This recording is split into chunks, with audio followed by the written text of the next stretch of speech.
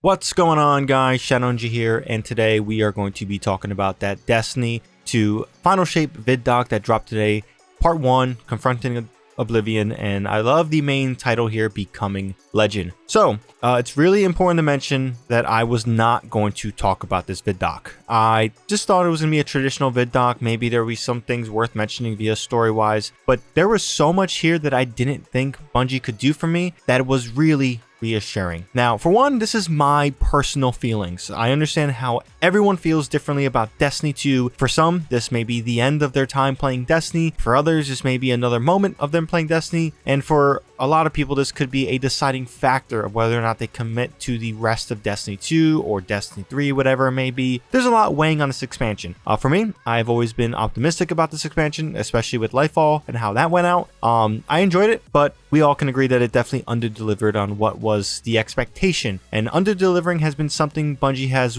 embraced over the last couple years. Not saying the Witch Queen underdelivered, but it certainly did on a content standpoint, not a quality standpoint. So with that being said, let's talk about this ViDoc. One of the biggest things that needed to be done right off the bat for every single player was words from the game director, and Joe Blackburn no longer is the game director. Instead, Tyson Green is now the game director. He opened up with some words that I'm going to play for you guys because I think it really does set the message of this expansion well, and honestly, I think he is what we had needed in a game director coming from Joe Blackburn and kind of the state that Destiny 2 was in. I'm not saying Joe Blackburn did a bad job. I think he did an incredible job. But when it comes to passing the torch, a message needs to be said, and I think he sets it pretty damn well here. Take a listen for yourself.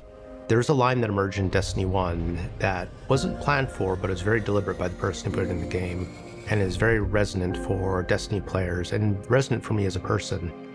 And that line is, "Guardians make their own fate."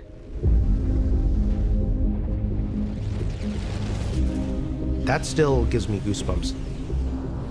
For me, that has sort of become a touch point for the Destiny story.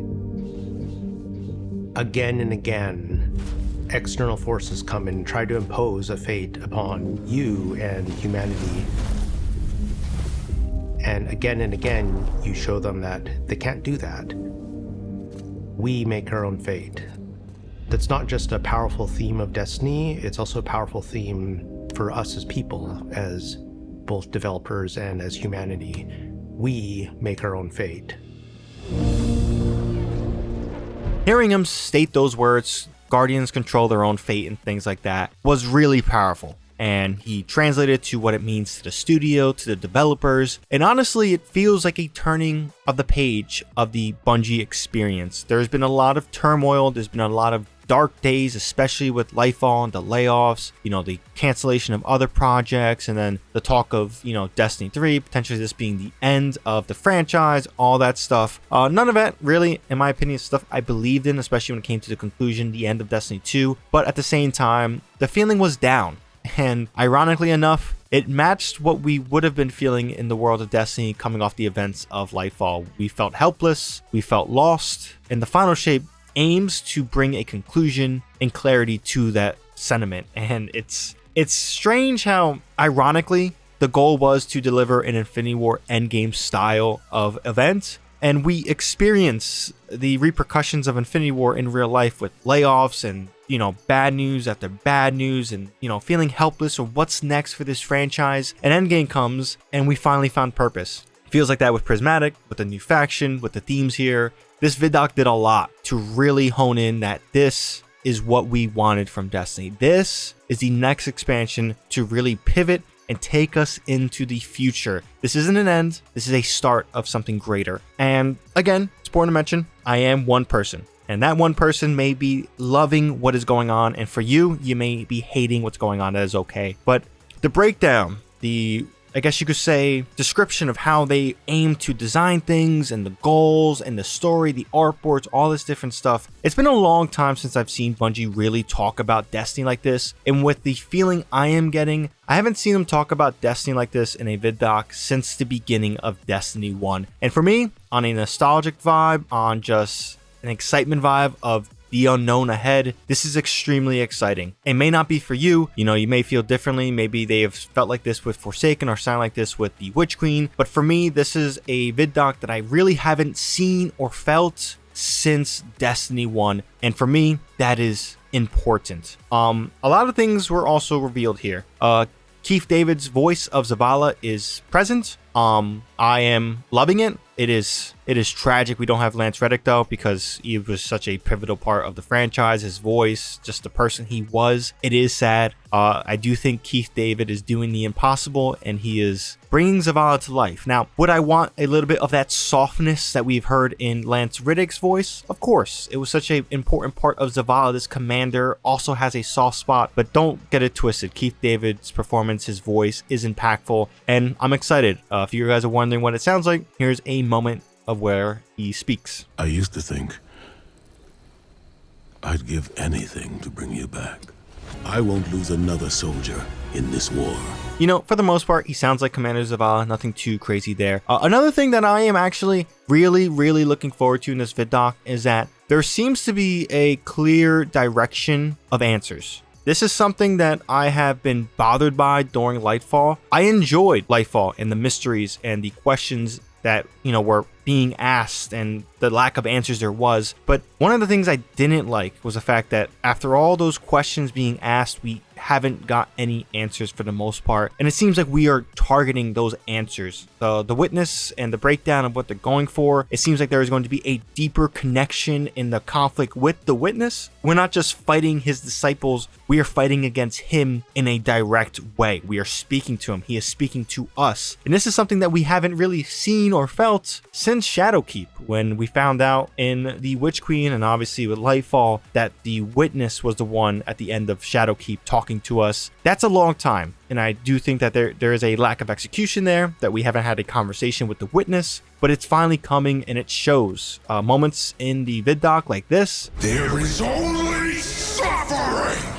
really highlight just kind of the gravity of the situation. And I do think that this is going to be a big moment for the witness of determining how he is as a villain. I think we all can agree that he has been a little bit underwhelming, but a lot of that has to do with the lack of, I guess you could say, direct conflict and, you know, confrontation we have had with the witness.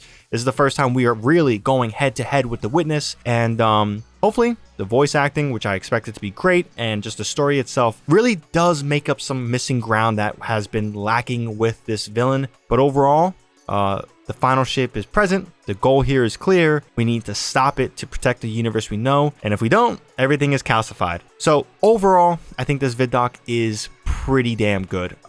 We'll see how it is tomorrow. There is another VidDoc tomorrow, and it seems like they're going to be leading into this for a little bit. I don't know how many they're going to be dropping, but I'm all for it. Give me more behind the scenes. Give me more breakdowns, because I love that shit. Part of it, I went to school for game design. I, you know, have my degree in it and everything, whether it's game design itself or film and all that stuff. I have a degree in that stuff. So hearing them talk, break things down, like seeing them talk about the dread and the whole process of doing the creations of their sounds. I've done that process before for school. It is fun to see them do and still do to this day. Like creating sounds from things you just wouldn't think of is such a fascinating, awesome process. Seeing some of the ways Star Wars sounds were made is also great. Seeing, you know, movies have weird way of making sounds, and seeing that displayed in a VidDoc, I think, is great documentation for everyone to see. And the way they broke it down, the way they're communicating with us, really felt like a time where they were trying to prop up and get you excited for Destiny 1.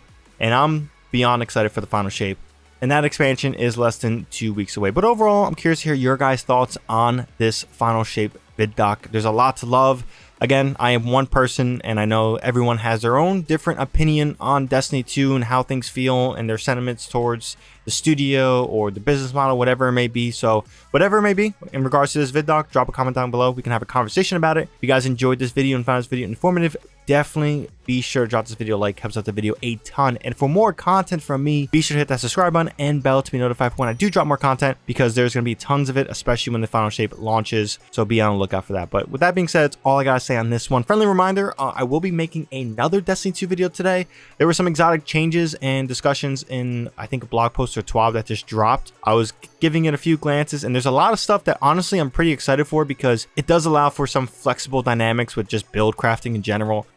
For example, we are pretty locked right now into certain exotics, into certain things, doing other things, and when we want to have a little bit of that fun factor, it doesn't really translate perfectly well, and we're handicapping ourselves. It seems that Bungie is taking some of those limiters off of those exotics, which seems awesome, especially with prismatic around the corner, so be on the lookout for that video. But with that being said, that's all I gotta say on this one. Hope you guys have a good one. ShadowNinja here, and I'm out.